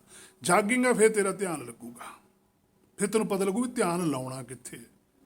ਹੁਣ ਅਸੀਂ ਧਿਆਨ ਕਿੱਥੇ ਲਾਉਂਦੇ? ਅਸੀਂ ਆਪ ਵੀ ਹਿਊਮਨ ਬੋਡੀ ਆ, ਅਸੀਂ ਹਿਊਮਨ ਬੋਡੀ ਦਾ ਹੀ ਧਿਆਨ ਧਰਨ ਲੱਗ ਗਏ। ਫਿਰ ਜੇ ਤੂੰ ਆਪ ਹਿਊਮਨ ਬੋਡੀ ਦੇ ਵਿੱਚ ਹੈ ਤੇ ਦੂਜੇ ਦੀ ਬੋਡੀ ਦਾ ਧਿਆਨ ਧਰਦਾ, ਫਿਰ ਤੂੰ ਆਪਣਾ ਹੀ ਧਰ ਲੈ। ਗੁਰਬਾਣੀ ਨੇ ਕਿਤੇ ਨਹੀਂ ਆਗਿਆ ਦਿੱਤੀ ਹਿਊਮਨ ਬੋਡੀ ਦਾ ਧਿਆਨ ਕਰਨ ਦੀ। ਗੁਰਬਾਣੀ ਨੇ ਰੋਕ ਲਾਈ ਹੈ। ਉਹ ਧਿਆਨ ਧਰਦੇ ਸੀ ਕਿਸੇ ਦਾ, ਕੋਈ ਸੂਰਜ ਦਾ ਧਿਆਨ ਧਰਦਾ, ਕੋਈ ਕਿਸੇ ਦਾ ਧਰਦਾ, ਕੋਈ ਕਿਸੇ ਚੀਜ਼ ਦਾ ਧਰਦਾ। ਉਹ ਕਹਿੰਦੇ ਜੀ ਅੱਗੇ ਟੇਕ ਹੋਣੀ ਚਾਹੀਦੀ ਹੈ। ਇਹਨਾਂ ਨੂੰ ਇਹ ਨਹੀਂ ਪਤਾ ਵੀ ਕਿਸੇ ਦੀ ਟੇਕ ਕਿਉਂ ਰੱਖਣੀ ਹੈ। ਟੇਕ ਤੂੰ ਨਾਮ ਦੀ ਰੱਖ, ਨਾਮ ਤੇਰੇ ਹਿਰਦੇ 'ਚ ਹੈ। ਮੈਂ ਅੰਦਲੇ ਕੀ ਟੇਕ ਤੇਰਾ ਨਾਮ ਖੁੰਦਕਾਰਾ, ਆ ਨਾਮ ਹੈ ਤੇਰਾ ਆਸਰਾ, ਤੂੰ ਨਾਮ 'ਚ ਧਿਆਨ ਰੱਖ। ਹੇ ਮੇਰੇ ਮਨਾ, ਤੂੰ ਤਾਂ ਸਾਰਾ ਕੁਝ ਹੀ ਉਲਟ ਕਰ ਗਏ। ਇਸੇ ਕਰਕੇ ਤੈਨੂੰ ਪ੍ਰਾਪਤੀ ਵੀ ਨਹੀਂ ਹੋਈ। ਹਜੇ ਵੀ ਕੁਛ ਨਹੀਂ ਵਿਗੜਿਆ, ਜੋ ਕੁਛ ਵਿਗੜਿਓ ਨਾ ਹੀ ਜਾ ਮੈਂ ਹਰ ਗੁਣ ਗਾਏ। ਹਜੇ ਵੀ ਗੁਰਬਾਣੀ ਦੇ ਮਗਰ ਲੱਗ ਜਾ, ਹਜੇ ਵੀ ਗੁਰਬਾਣੀ ਤੇ ਭਰੋਸਾ ਕਰ ਲੈ, ਹਜੇ ਵੀ ਗੁਰਬਾਣੀ ਦੇ ਇੱਕ ਇੱਕ ਵਚਨ ਨੂੰ ਆਪਣਾ ਜੀਵਨ ਆਧਾਰ ਮੰਨ ਕੇ ਚੱਲਣ ਲੱਗ ਜਾ, ਜੀਵਨ ਬਦਲ ਜੂਗਾ। ਪਾਤਸ਼ਾਹ ਦੱਸਦੇ ਆ, ਕਹਿੰਦੇ ਸੁਣਿਆ ਲੱਗੈ ਸਹਿਜ ਧਿਆਨ। ਧਿਆਨ ਦੇ ਨੰਨੇ ਨੂੰ ਔਂਕੜ ਹੈ। ਕਹਿੰਦੇ ਪਹਿਲਾਂ ਜਾਗਣਾ ਪੈਂਦਾ, ਫਿਰ ਉਹ ਤੁਰਕੀ ਬਾਣੀ ਸੁਣਦੀ ਹੈ, ਫਿਰ ਉਹਦੇ 'ਚ ਧਿਆਨ ਲੱਗਦਾ। ਜਾਗਣ ਦੇ ਲਈ ਗੁਰਬਾਣੀ 'ਚ ਧਿਆਨ ਰੱਖਣਾ ਪੈਂਦਾ ਜਾਂ ਆਪਣੇ ਮਨ 'ਚ ਧਿਆਨ ਰੱਖਣਾ ਪੈਂਦਾ। ਜਾਗੇ ਤੋਂ ਬਾਅਦ ਧਿਆਨ ਜਾਂਦਾ ਧੁਨ ਵਿੱਚ। ਪਾਤਸ਼ਾਹ ਕਹਿੰਦੇ ਧੁਨ ਮਹਿ ਧਿਆਨ, ਧਿਆਨ ਮਹਿ ਜਾਣਿਆ ਗੁਰਮੁਖ ਅਕਥ ਕਹਾਣੀ। ਧੁਨ ਦੇ ਅੰਦਰ ਧਿਆਨ ਹੈ। ਧੁਨ ਕੀ ਹੈ? ਸ਼ਬਦ। ਹੋਰ ਕੋਈ ਧੁਨ ਸਾਊਂਡ ਨਹੀਂ ਹੈ। ਇਹ ਸਾਊਂਡ ਨੂੰ ਮੰਨਦੇ ਆ ਜੋਗੀ ਨੇ, ਜਿਹੜੇ ਸਾਊਂਡ ਨੂੰ ਮੰਨਦੇ ਆ ਵੀ ਸਾਡੇ ਅੰਦਰੋਂ ਕੋਈ ਸਾਊਂਡ ਸੁਣਦੀ ਹੈ। ਇਹਨਾਂ ਨੇ ਉਹਨੂੰ ਵੀ ਪੰਜ ਸ਼ਬਦ ਧੁਨ ਅਨਹਦ ਵਾਜਿਓ, ਪੰਜ ਸ਼ਬਦ ਨੂੰ ਪੰਜ ਸ਼ਬਦ ਬਣਾ ਲਿਆ। ਜਦ ਕਿ ਇਹਨਾਂ ਨੂੰ ਇਹ ਨਹੀਂ ਪਤਾ। ਚਲੋ ਉਹਨਾਂ ਦੀ ਤਾਂ ਵੱਖਰੀ, ਸਾਡੇ ਟੀਕਾਕਾਰਾਂ ਨੇ ਵੀ ਪੰਜ ਦਾ ਅਰਥ ਪੰਜ ਕਰ ਲਿਆ। ਗੁਰਬਾਣੀ 'ਚ ਕਿਤੇ ਵੀ ਪੰਜ ਦਾ ਅਰਥ ਪੰਜ ਨਹੀਂ ਹੁੰਦਾ। ਪੰਜ ਹੁੰਦਾ ਸ਼੍ਰੋਮਣੀ, ਇੱਕ, ਸ੍ਰੇਸ਼ਟ। ਅਸੀਂ ਜਦੋਂ ਮੁੱਠੀ ਬੰਦ ਕਰਦੇ ਅਸੀਂ ਇਹਨੂੰ ਵੀ ਪੰਜ ਕਹਿੰਦੇ ਹਾਂ। ਫਿਰ ਇੱਕ ਹੋ ਗਿਆ ਨਾ, ਇਹ ਪੰਜ ਕਿਵੇਂ ਹੋ ਗਿਆ? ਪੰਜ ਸ਼ਬਦ ਹੈ, ਇੱਕੋ ਹੀ ਸ਼ਬਦ ਹੈ। ਹੁਕਮ ਇੱਕੋ ਹੀ ਹੁੰਦਾ। ਹੁਕਮ 1800 ਥੋੜਾ ਹੋਆ ਕਿਤੇ। ਪਰ ਅਸੀਂ ਜਦੋਂ ਸੰਸਾਰ 'ਚ ਧਾਰਮਿਕ ਆਗੂਆਂ ਦੇ ਹੁਕਮ ਮੰਨਣ ਲੱਗ ਗਏ ਤਾਂ ਸਾਨੂੰ ਅਸਲੀ ਹੁਕਮ ਭੁੱਲ ਗਿਆ। ਜਦ ਕਿ ਸੰਸਾਰ ਵਿੱਚ ਜਿਹੜੇ ਧਾਰਮਿਕ ਆਗੂ ਨੇ, ਚਾਹੇ ਤੁਰਕੀ ਬਾਣੀ ਪ੍ਰਗਟ ਵੀ ਉਹਨਾਂ ਦੇ ਅੰਦਰ, ਉਹ ਵੀ ਹੁਕਮ ਨਹੀਂ ਕਰਦੇ, ਉਹ ਬੇਨਤੀ ਕਰਦੇ, ਉਹ ਸਲਾਹ ਕਰਦੇ ਆ, ਉਹ ਵਿਚਾਰ ਕਰਦੇ ਆ। ਗੁਰਬਾਣੀ 'ਚ ਕਿਤੇ ਵੀ ਦਿਖਾ ਦਿਓ ਤੁਸੀਂ, ਇੱਕ ਵੀ ਪੰਕਤੀ ਸਿੱਧ ਕਰ ਦੇਵੇ ਕੋਈ ਵੀ, ਕਿ ਕਬੀਰ ਸਾਹਿਬ ਤੋਂ ਲੈ ਕੇ ਕਲਗੀਧਰ ਪਾਤਸ਼ਾਹ ਤੱਕ ਕਿਤੇ ਵੀ ਉਹਨੇ ਲਿਖਿਆ ਵੀ ਅਸੀਂ ਤੁਹਾਨੂੰ ਹੁਕਮ ਕਰਦੇ ਹਾਂ। ਉਹ ਬੇਨਤੀ ਕਰਦੇ ਆ। ਪ੍ਰਣਵਤ ਨਾਨਕ ਬੇਨਤੀ ਕਰ ਰਿਹਾ ਤੁਹਾਡੇ ਅੱਗੇ। ਨਾਨਕ ਕੀ ਅਰਦਾਸ, ਉਹ ਤਾਂ ਆਪ ਅਰਦਾਸ ਕਰਦੇ। ਹਰ ਥਾਂ ਤੇ ਪਾਤਸ਼ਾਹ ਨੇ ਬੇਨਤੀਆਂ ਕੀਤੀਆਂ ਨੇ, ਵਿਚਾਰਾਂ ਕੀਤੀਆਂ ਨੇ, ਸਲਾਹਾਂ ਕੀਤੀਆਂ ਨੇ ਵੀ ਆਓ ਆਪਾਂ ਬੈਠ ਕੇ ਵਿਚਾਰ ਕਰੀਏ, ਸਲਾਹ ਕਰੀਏ, ਸੰਤ ਦੀ ਕਥਾ ਕਰੀਏ। ਤੁਸੀਂ ਸਾਰੇ ਭਰਾ ਹੋ, ਅਸੀਂ ਵੀ ਤੁਹਾਡੇ ਭਰਾ ਹੀ। ਪਰ ਇੰਨਾ ਪ੍ਰੇਮ ਦੀ ਭਾਸ਼ਾ ਉਹ ਬੋਲਦੇ ਸੀ, ਅਸੀਂ ਇੰਨਾ ਉਹਨਾਂ ਨੂੰ ਵੱਡੇ ਸਮਝ ਕੇ ਆਪਣੇ ਆਪ ਪਿੱਛੇ ਚਲੇ ਗਏ। ਤੇ ਸਾਡੇ ਅੰਦਰ ਪ੍ਰੇਮ ਕਿੱਥੋਂ ਹੋਣਾ ਹੈ? ਸਾਡੇ ਅੰਦਰ ਡਰ ਪੈਦਾ ਹੋ ਗਿਆ। ਔਰ ਡਰ 'ਚ ਅਸੀਂ ਜ਼ਿੰਦਗੀ ਕੱਢ ਰਹੇ ਹਾਂ। ਜੇ ਤਾਂ ਅਸੀਂ ਕਰਦੇ ਪ੍ਰੇਮ, ਫਿਰ ਪ੍ਰੇਮ 'ਚ ਡਰ ਨਹੀਂ ਹੁੰਦਾ। ਕਦੇ ਵੀ ਜਿਹਨੂੰ, ਜਿਹੜਾ ਕਿਸੇ ਨੂੰ ਪ੍ਰੇਮ ਕਰਦਾ, ਉਹ 'ਚ ਲਾਲਚ ਨਹੀਂ ਹੁੰਦਾ, ਉਹ 'ਚ ਮੋਹ ਨਹੀਂ ਹੁੰਦਾ, ਉਹ 'ਚ ਕਾਮ ਨਹੀਂ ਹੁੰਦਾ, ਕ੍ਰੋਧ ਨਹੀਂ ਹੁੰਦਾ। ਜਿਹੜਾ ਕਿਸੇ ਨੂੰ ਪ੍ਰੇਮ ਕਰਦਾ, ਪ੍ਰੇਮ ਹੁੰਦਾ ਹੀ ਖੁਦ ਸਵੈਮ ਆਪਣੇ ਮੂਲ ਨੂੰ ਹੈ। ਦੂਜੇ ਨਾਲ ਪ੍ਰੇਮ ਨਹੀਂ ਹੋ ਸਕਦਾ। ਜਦੋਂ ਅਸੀਂ ਦੂਜੇ ਨਾਲ ਕਰਾਂਗੇ ਤਾਂ ਸਾਨੂੰ ਉਹ ਤੋਂ ਕੋਈ ਨਾ ਕੋਈ ਲੋਭ ਲਾਲਚ ਹੋਊਗਾ ਹੀ। ਜਾਂ ਉਹਨੂੰ ਸਾਡੇ ਤੇ ਕੋਈ ਆਸ ਹੋਊਗੀ ਜਾਂ ਸਾਨੂੰ ਉਹਦੇ ਤੇ ਆਸ ਹੋਊਗੀ, ਫਿਰ ਤਾਂ ਅਸੀਂ ਫਸਣਾ ਹੈ। ਨਿਕਲ ਤਾਂ ਸਕਦੇ ਨਹੀਂ ਅਸੀਂ। ਜੇ ਅਸੀਂ ਕਿਸੇ ਤੋਂ ਪੈਸੇ ਲੈ ਲਏ ਤਾਂ ਅਸੀਂ ਤਾਂ ਫਸ ਗਏ, ਕਿਉਂਕਿ ਉਹਨੇ ਕਹਿਣਾ ਵੀ ਮੇਰਾ ਕੰਮ ਕਰ। ਫਿਰ ਜੇ ਨਹੀਂ ਕਰਦੇ ਉਹਨੇ ਕਹਿਣਾ ਮੈਂ ਤੈਨੂੰ ਪੈਸੇ ਦਿੱਤੇ ਸੀ। ਪੈ ਗਿਆ ਨਾ ਝਗੜਾ। ਜੀਵਨ ਵਿਅਰਥ ਚਲਾ ਜਾਂਦਾ ਹੈ, ਆਪਣਾ ਆਪਾ ਗਵਾਇਆ ਜਾਂਦਾ ਹੈ, ਪਤਾ ਹੀ ਨਹੀਂ ਲੱਗਦਾ ਸੱਚ ਕੀ ਹੈ। ਸੋ ਸੁਣਿਆ ਲੱਗੇ ਸਹਿਜ ਧਿਆਨ ਧੁਨ ਮੈਂ ਧਿਆਨ, ਧਿਆਨ ਮੈਂ ਜਾਣਿਆ। ਧਿਆਨ ਦੇ ਅੰਦਰੋਂ ਜਾਣ ਹੁੰਦਾ ਹੈ, ਧਿਆਨ ਦੇ ਵਿੱਚ ਹੈ ਉਹ, ਸ਼ਬਦ ਦੇ ਵਿੱਚੋਂ ਹੀ ਸੋਝੀ ਆਉਣੀ ਹੈ। ਗੁਰਮੁਖ ਕਾ ਕਹਾਣੀ, ਕਹਿੰਦੇ ਜਿਹਨੂੰ ਪੂਰੀ ਸੋਝੀ ਆ ਜਾਂਦੀ ਹੈ, ਗੁਰਪੂਰਨ ਸੋਝੀ ਦਾ ਮਾਲਕ ਬਣ ਜਾਂਦੀ ਹੈ ਬੁੱਧੀ, ਉਹਦੇ ਕੋਲ ਫਿਰ ਅਕਥ ਕਹਾਣੀ ਹੁੰਦੀ ਹੈ। ਜਿਹੜਾ ਅਕਥ ਹੈ, ਜਿਹੜਾ ਕਥਿਆ ਨਹੀਂ ਜਾਂਦਾ, ਸ਼ਬਦ ਗੁਰੂ ਹੈ, ਤੁਰ ਕੀ ਬਾਣੀ ਉਹਦੇ ਅੰਦਰ ਪ੍ਰਗਟ ਹੋ ਜਾਂਦੀ ਹੈ। ਜਿਵੇਂ ਪਾਤਸ਼ਾਹ ਕਹਿੰਦੇ ਮਨ ਮਹਿ ਆਪ ਮਨ ਆਪਣੇ ਮਾਹੇ, ਮਨ ਮਹਿ ਆਪ, ਹੁਣ ਮਨ ਦੇ ਅੰਦਰ ਹੀ ਹੈ ਉਹ, ਮਨ ਆਪਣੇ ਮਾਹੇ, ਮਨ ਉਹਦੇ ਵਿੱਚ ਹੈ। ਮਨ ਕੀ ਹੈ? ਧਿਆਨ ਹੀ ਮਨ ਹੈ ਸਾਡਾ। ਧਿਆਨ ਹੀ ਇੱਧਰ ਉੱਧਰ ਭਟਕਦਾ ਰਹਿੰਦਾ। ਜਿਵੇਂ ਚੋਰ ਦੇ ਕਈ ਨਾਮ ਹੁੰਦੇ, ਇਸੇ ਤਰ੍ਹਾਂ ਮਨ ਦੇ ਵੀ ਕਈ ਨਾਮ ਨੇ। ਆਤਮਾ ਵੀ ਕਹਿ ਦਿੰਦੇ ਆ, ਮਨ ਕਹਿ ਦਿੰਦੇ ਆ, ਧਿਆਨ ਕਹਿ ਦਿੰਦੇ ਆ। ਇਹ ਇੱਕ ਦੇ ਹੀ ਨਾਮ ਨੇ। ਧੁਨ ਹੁੰਦਾ ਹੁਕਮ ਸ਼ਬਦ। ਜਦੋਂ ਸ਼ਬਦ ਵੱਲ ਧਿਆਨ ਦਿੱਤਾ ਤਾਂ ਧਿਆਨ ਚੋਂ ਮਨ ਲੱਭਿਆ ਜਾਂਦਾ। ਜਿਵੇਂ ਧੁੱਪ ਨੂੰ ਮੰਨ ਲਓ ਵੀ ਮਨ ਹੈ, ਜਿਵੇਂ ਇੱਕ ਧੁੱਪ ਹੈ ਇੱਕ ਮਨ ਹੈ, ਇੱਕੋ ਹੀ ਚੀਜ਼ ਮੰਨ ਲਓ। ਸੂਰਜ ਪ੍ਰਾਤਮ ਹੈ, ਧੁੱਪ ਦੇ ਅੰਦਰ ਹੀ ਸੂਰਜ ਹੁੰਦਾ ਹੈ, ਸੂਰਜ ਦੇ ਅੰਦਰ ਹੀ ਧੁੱਪ ਹੈ, ਚਾਰੇ ਪਾਸੇ ਘਿਰਿਆ ਹੋਇਆ। ਇਸੇ ਤਰ੍ਹਾਂ ਗੁਰਬਾਣੀ ਦੀ ਵਿਚਾਰ ਫਿਰ ਇਸ ਨੂੰ ਹਿਰਦੇ ਵਿੱਚ ਵਾਪਸ ਲੈ ਕੇ ਆਉਂਦੀ ਹੈ। ਫਿਰ ਧਿਆਨ ਬਾਹਰ ਨਹੀਂ ਦੌੜਦਾ, ਫਿਰ ਟਿਕਿਆ ਰਹਿੰਦਾ, ਗੁਰਬਾਣੀ ਵਿਚਾਰ ਕਰਦਾ ਰਹਿੰਦਾ। ਜਿਵੇਂ ਜਿਵੇਂ ਗੁਰਬਾਣੀ ਦੀ ਵਿਚਾਰ ਕਰੀ ਜਾਂਦਾ, ਹੌਲੀ ਹੌਲੀ ਗਿਆਨ ਜੋਤ ਵੱਧਦੀ ਚਲੀ ਜਾਂਦੀ ਹੈ। ਇਸੇ ਨੂੰ ਵਿਕਾਸ ਕਹਿੰਦੇ ਆ। ਨਾਨਕ ਭਗਤਾਂ ਸਦਾ ਵਿਕਾਸ ਹੈ। ਪ੍ਰਗਾਸ ਕਹਿ ਲਓ, ਵਿਕਾਸ ਕਹਿ ਲਓ, ਮੂਲ ਦਿਸ ਪੈਂਦਾ, ਆਤਮ ਦਰਸ਼ਨ ਹੋ ਜਾਂਦਾ, ਆਪਣੇ ਆਪ ਦੀ ਸੋਝੀ ਆਉਂਦੀ ਹੈ। ਪਹਿਲਾਂ ਸੁਣਨਾ ਹੀ ਹੈ, ਪਹਿਲਾਂ ਤਾਂ ਅਸੀਂ ਗੁਰਬਾਣੀ ਸੁਣਨੀ। ਕੰਨ ਨੇ ਸਾਡੇ ਕੋਲ ਗਿਆਨ ਇੰਦਰੀ ਹੈ। ਜਦੋਂ ਗੁਰਬਾਣੀ ਨੂੰ ਅਸੀਂ ਸੁਣਦੇ ਹਾਂ, ਗੁਰਬਾਣੀ ਦੇ ਵਿੱਚੋਂ ਸੁਣਦੇ ਸੁਣਦੇ, ਸਮਝਦੇ ਸਮਝਦੇ, ਵਿਚਾਰਦੇ ਵਿਚਾਰਦੇ, ਤਾਂ ਫਿਰ ਸਾਨੂੰ ਉਹ ਜਿਹੜੀ ਧੁਰਕੀ ਬਾਣੀ ਆ ਉਹ ਬਿਨਾਂ ਕੰਨਾਂ ਤੋਂ ਉਹ ਸੁਣਨ ਲੱਗ ਜਾਂਦੀ ਹੈ, ਉਹ ਹੁਕਮ ਸੁਣਨ ਲੱਗ ਜਾਂਦੀ ਹੈ। ਫਿਰ ਸਾਡੀ ਵੀ ਅਵਸਥਾ ਉਹੀ ਹੋਵੇਗੀ ਗੁਰਮੁਖਾਂ ਵਾਲੀ ਵੀ। ਪਰ ਜਦੋਂ ਉਹ ਧੁਰਕੀ ਬਾਣੀ ਸੁਣੂਗੀ ਉਦੋਂ, ਉਹ ਤੋਂ ਪਹਿਲਾਂ ਨਹੀਂ ਹੈ। ਇਸੇ ਕਰਕੇ ਪਾਤਸ਼ਾਹ ਨੇ ਬਾਰ-ਬਾਰ ਹੇ ਮੇਰੇ ਮਨਾ ਤੈਨੂੰ ਸਮਝਾਇਆ। ਉਹਦੀ ਨਿਸ਼ਾਨੀ ਹੈ ਕਿ ਸੁਣਿਆ ਦੁੱਖ ਪਾਪ ਕਾ ਨਾਸ। ਜਿਹਨੂੰ ਧੁਰਕੀ ਬਾਣੀ ਸੁਣਦੀ ਹੈ ਉਹਨੂੰ ਦੁੱਖ ਵੀ ਸੰਸਾਰ 'ਚ ਹੋ ਜਾਈ ਹੈ, ਸੁੱਖ ਵੀ ਹੋ ਜਾਈ ਹੈ, ਕਿਉਂਕਿ ਉਹ ਜੋਤ ਦੇ ਲੈਵਲ ਤੇ ਜਿਉਣ ਲੱਗ ਜਾਂਦਾ। ਜਿਹਨੂੰ ਦੁੱਖ ਸੁੱਖ ਮਹਿਸੂਸ ਹੁੰਦਾ ਉਹ ਸਰੀਰ ਦੇ ਲੈਵਲ ਤੇ ਜਿਉਂਦਾ। ਜੇ ਭਗਤ ਨੂੰ ਸਰੀਰਕ ਕੋਈ ਤਕਲੀਫ ਵੀ ਹੈ, ਇਹਦਾ ਮਤਲਬ ਇਹ ਨਹੀਂ ਕਿ ਉਹਨੂੰ ਸਰੀਰਕ ਤਕਲੀਫ ਦਾ ਦੁੱਖ ਨਹੀਂ ਹੁੰਦਾ, ਹੁੰਦਾ ਜ਼ਰੂਰ ਹੈ, ਪਰ ਉਹਦਾ ਉਹ ਇਲਾਜ ਕਰਦਾ ਹੈ, ਉਹਨੂੰ ਸੰਭਾਲਦਾ ਮਾਇਆ ਦੇ ਵਿੱਚੋਂ ਹੀ। ਉਹ ਆਪਣੀ ਜਿਹੜੀ ਆਤਮਾ ਹੈ, ਪ੍ਰਾਤਮਾ ਹੈ, ਉਹਦੇ ਵਿੱਚ ਜਿਹੜਾ ਦੁੱਖ ਸੁੱਖ ਹੈ ਉਹਦੀ ਉਹਨੂੰ ਪੂਰੀ ਸੋਝੀ ਹੁੰਦੀ। ਇਸੇ ਕਰਕੇ ਭਗਤ ਨੇ ਜਿੰਨੇ ਵੀ ਜਿਨ੍ਹਾਂ ਦੇ ਉੱਪਰ ਸਰੀਰਕ ਮੁਸ਼ਕਲਾਂ ਆਈਆਂ, ਉਹਨਾਂ ਨੇ ਪਰਵਾਹ ਨਹੀਂ ਕੀਤੀ, ਉਹਨਾਂ ਨੇ ਡਰੇ ਨਹੀਂ, ਭੈ ਨਹੀਂ ਰੱਖਿਆ। ਸਰੀਰ ਨੂੰ ਬਚਾਉਣ ਲਈ ਉਹਨਾਂ ਨੇ ਕਿਤੇ ਨਹੀਂ ਕੁਛ ਵੀ ਕਿਹਾ ਵੀ ਸਾਡਾ ਸਰੀਰ ਬਚੇ, ਕਿਉਂਕਿ ਉਹਨਾਂ ਨੂੰ ਸੋਝੀ ਸੀਗੀ। ਜਿਵੇਂ ਪਾਤਸ਼ਾਹ ਅੰਗ 46 ਦੇ ਉੱਪਰ ਕਹਿੰਦੇ ਆ, ਜਨਮ ਮਰਨ ਦੁੱਖ ਕੱਟੀ ਹੈ, ਲਾਗੈ ਸਹਿਜ ਧਿਆਨ। ਇਹ ਨਿਸ਼ਾਨੀ ਹੈ ਕਿ ਜਿਹਦਾ ਸਹਿਜ ਧਿਆਨ ਲੱਗਦਾ ਉਹਦਾ ਜਨਮ ਮਰਨ ਦਾ ਦੁੱਖ ਕੱਟਿਆ ਜਾਂਦਾ। ਹੁਣ ਸਾਡੇ ਸੰਸਾਰ 'ਚ, ਜਾਂ ਹੇ ਮੇਰੇ ਮਨਾ ਤੂੰ ਵੀ ਕਾਫੀ ਪਖੰਡ ਜਿਹਾ ਕਰ ਲੈਣਾ ਵੀ ਮੇਰਾ ਵੀ ਧਿਆਨ ਲੱਗਦਾ। ਠੀਕ ਹੈ, ਸੰਸਾਰ 'ਚ ਲੋਕਾਂ ਨੂੰ ਕਹਿ ਦੇਗਾ, ਪਰ ਸੱਚੇ ਦੇ ਦਰਗਾਹ ਵਾਲਿਆਂ ਨੇ ਤਾਂ ਇਹੀ ਪੁੱਛਣਾ ਵੀ ਲਿਆ ਫਿਰ ਜਿਹੜਾ ਧਿਆਨ ਤੂੰ ਲਾਇਆ ਉਹਦੇ ਨਾਲ ਜਨਮ ਮਰਨ ਤੇਰਾ ਕੱਟਦਾ ਹੋਇਆ ਨਹੀਂ, ਤੇਰੇ ਲਈ ਤਾਂ ਉਹ ਸਰੀਰ ਪਿਆ ਕੁੱਤੇ ਦਾ ਜਾਂ ਬਿੱਲੀ ਦਾ ਜਾਂ ਚੂਹੇ ਦਾ, ਤੇ ਤਾਂ ਉੱਥੇ ਜਾਣਾ। ਕਿਉਂ ਪਖੰਡ ਕੀਤਾ? ਲੋਕਾਂ ਨੂੰ ਖੁਸ਼ ਕਰਨ ਵਾਸਤੇ। ਲੋਕ ਨਾ ਭਤੀਜੈ, ਇਹਨਾਂ ਨੇ ਨਹੀਂ ਖੁਸ਼ ਹੋਣਾ, ਤਾਂ ਕਿਆ ਕੀਜੈ। ਲੋਕਾਂ ਦਾ ਖੇੜਾ ਛੱਡ, ਤੂੰ ਆਪਣੇ ਅੰਦਰ ਜਾਤੀ ਮਾਰ। ਅੰਗ 67 ਉੱਪਰ ਵੀ ਪਾਤਸ਼ਾਹ ਕਹਿੰਦੇ ਸੱਚੀ ਬਾਣੀ ਸਿਉਂ ਚਿੱਤ ਲਾਗੈ ਆਵਣ ਜਾਣ ਰਹਾਏ। ਕਹਿੰਦੇ ਸੱਚੀ ਬਾਣੀ ਸਿਉਂ ਚਿੱਤ ਲੱਗ ਗਿਆ। ਹੁਣ ਦੇਖੋ ਇੱਥੇ ਸ਼ਬਦ ਵਰਤਦੇ ਆ ਪਾਤਸ਼ਾਹ, ਸੱਚੀ ਬਾਣੀ ਸਿਉਂ ਚਿੱਤ ਲੱਗ ਗਿਆ। ਫਿਰ ਇਹ ਗੁਰਬਾਣੀ ਕੀ ਹੈ ਬਈ?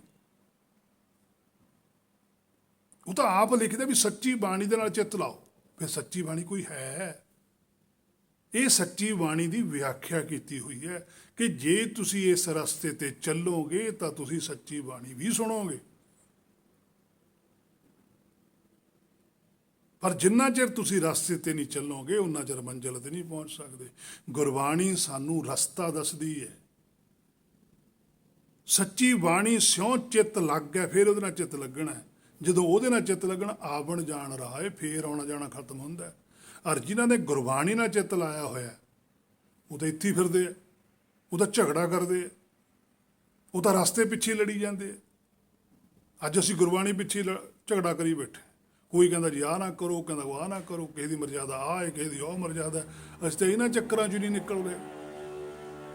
ਕੋਈ ਕਹਿੰਦਾ ਆਹ ਗੁਰਬਾਣੀ ਫਲਾਂ ਦੇ ਥਾਂ 'ਤੇ ਫੜਨ ਦਾ ਇੰਨਾ ਫਲ ਮਿਲ ਜਾਂਦਾ, ਉਹ ਕੋਈ ਕਹਿੰਦਾ ਇੱਥੇ ਇੰਨਾ ਫਲ ਜਾਂਦਾ। ਅਸੀਂ ਤਾਂ ਇਹਨਾਂ ਚੱਕਰਾਂ 'ਚ ਪੈ ਗਏ, ਜਦ ਕਿ ਗੁਰਬਾਣੀ 'ਚ ਕਿਤੇ ਨਹੀਂ ਲਿਖਿਆ। ਗੁਰਬਾਣੀ 'ਚ ਇੱਕੋ ਹੀ ਫਲ ਹੈ, ਹੋਰ ਕੋਈ ਫਲ ਦਾ ਜ਼ਿਕਰ ਹੀ ਨਹੀਂ ਗੁਰਬਾਣੀ 'ਚ। ਉਹ ਫਲ ਕੀ ਹੈ? ਉਹ ਗਿਆਨ ਦਾ। ਨਾਨਕ ਗੁਰ ਸੰਤੋਖ ਰੁੱਖ, ਧਰਮ ਫੁੱਲ ਫਲ ਗਿਆਨ। ਆਹ ਦਿਖਾਓ ਫਲ ਕਿੱਥੇ ਹੋਰ ਕਿਸੇ ਕੋਲ? ਇੱਕੋ ਹੀ ਫਲ ਹੈ, ਇੱਕੋ ਹੀ ਦਰਖਤ ਹੈ। ਤੇ ਸਾਡੇ ਦਾ ਸੰਸਾਰ 'ਚ ਫਲ ਵੱਖੋ ਵੱਖਰੇ ਆ, ਮਾਇਆ ਦੇ ਆ ਉਹ। ਹੇ ਮੇਰੇ ਮਨਾ, ਉਹ ਜ਼ਹਿਰ ਹੈ, ਉਹ ਜ਼ਹਿਰ ਰੂਪੀ ਫਲ ਨੇ।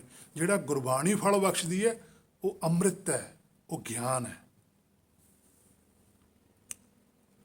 ਸੋ ਆਵਣ ਜਾਣ ਰਹਾਏ, ਫਿਰ ਆਵਣ ਜਾਵਣ ਖਤਮ ਹੋ ਜਾਂਦਾ ਹੈ।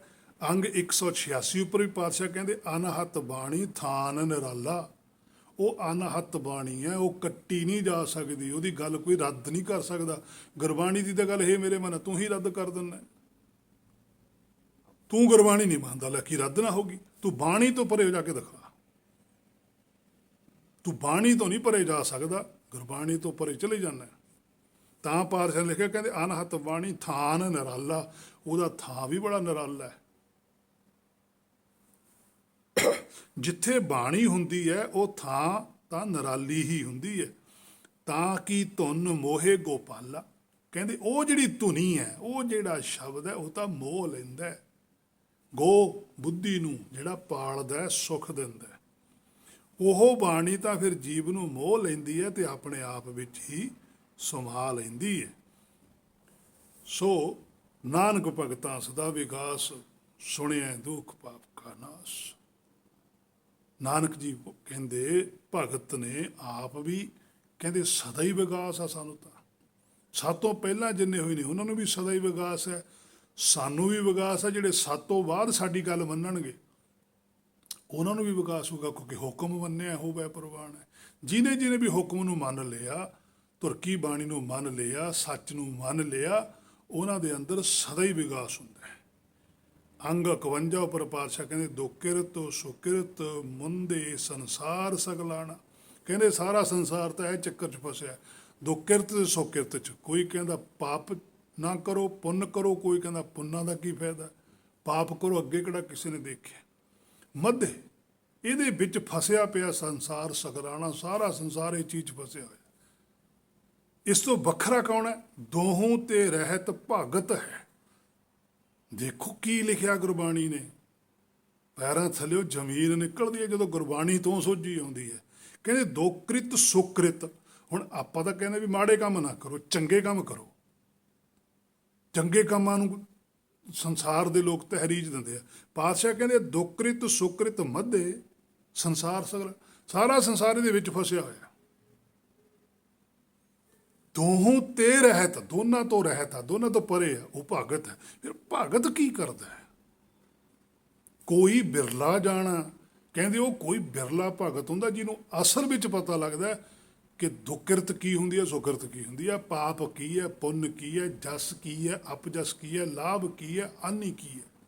ਸੰਸਾਰ 'ਚ ਨਹੀਂ ਪਤਾ ਲੱਗਦਾ। ਹੇ ਮੇਰੇ ਮਨਾ ਦੇ ਕੀ ਲਿਖਿਆ ਗੁਰਬਾਣੀ। ਪਾਪ ਪੁੰਨ ਹਮਰੇ ਬਸ ਨਾ ਹੈ। ਉਹ ਕਹਿੰਦੇ ਸਾਡੇ ਬਸ ਨਹੀਂ ਹੈਗਾ ਜੋ ਸੰਸਾਰ 'ਚ ਪਾਪ ਪੁੰਨ ਹੁੰਦਾ ਹੈ। ਰਸਕ ਰਸਕ ਨਾਨਕ ਗੁਣ ਗਾਏ। ਨਾਨਕ ਜੀ ਕਹਿੰਦੇ ਮੈਂ ਤਾਂ ਗੁਣ ਗਾ ਰਿਹਾ। ਸੰਸਾਰ 'ਚ ਜੇ ਉਹ ਪਾਪ ਹੈ ਤਾਂ ਸੰਸਾਰ ਜਾਣੇ, ਸੰਸਾਰ 'ਚ ਜੇ ਪੁੰਨ ਹੈ ਤਾਂ ਸੰਸਾਰ ਜਾਣੇ। ਪਰ ਜਿਹੜਾ ਜਿੱਥੇ ਮੈਂ ਖੜਾ, ਮੇਰੀ ਦਰਗਾਹ ਦੇ ਵਿੱਚ, ਮੇਰੇ ਸੱਚਖੰਡ ਦੇ ਅੰਦਰ ਕੀ ਪਾਪ ਹੈ ਕੀ ਪੁੰਨ ਹੈ, ਉਹ ਤੁਹਾਨੂੰ ਮੈਂ ਦੱਸ ਦਿੰਦਾ। ਕਿ ਮੇਰੇ ਸੱਚਖੰਡ ਵਿੱਚ ਪਾਪ ਉਹ ਹੈ ਜਿਹੜਾ ਕਿ ਹੁਕਮ ਤੋਂ ਬਾਹਰ ਚੱਲਦਾ ਹੈ, ਆਪਣੀ ਇੱਛਾ ਪ੍ਰਗਟ ਕਰਦਾ ਹੈ। ਜਿਹੜਾ ਹੁਕਮ ਦੇ ਵਿੱਚ ਰਹਿੰਦਾ ਉਹ ਪੁੰਨ ਹੈ। ਸਾਡੇ ਤਾਂ ਘਰੇ ਆਏ ਨਾਨਕ ਕਹਿ ਕਰ ਕੇਵਲ ਨਾਮ, ਬਸ ਇੱਥੇ ਜਿਹੜਾ ਹੁਕਮ 'ਚ ਹੈ ਉਹ ਪੁੰਨ ਹੈ, ਜਿਹੜਾ ਹੁਕਮ ਦੀ ਮੁਖਾਲਫਤ ਕਰਦਾ ਹੈ, ਹੁਕਮ ਦੇ ਵਿਰੋਧੀ ਖੜਦਾ ਹੈ, ਉਹ ਪਾਪ ਹੈ। ਸੋ ਇੱਥੋਂ ਤੱਕ ਅੱਜ ਦੀ ਵਿਚਾਰ ਸੀ ਜੋ ਗੁਰ ਕਿਰਪਾ ਦੁਆਰਾ ਕੀਤੀ ਗਈ। ਅਗਲੀ ਵਿਚਾਰ ਜੇ ਗੁਰ ਨੇ ਕਿਰਪਾ ਕੀਤੀ ਤਾਂ ਫਿਰ ਕੀਤੀ ਜਾਵੇਗੀ। ਹੋਈਆਂ ਬੇਅੰਤ ਭੁੱਲਾਂ ਦੀ ਖਿਮਾ। ਵਾਹਿਗੁਰੂ ਜੀ ਕਾ ਖਾਲਸਾ, ਵਾਹਿਗੁਰੂ ਜੀ ਕੀ ਫਤਿਹ।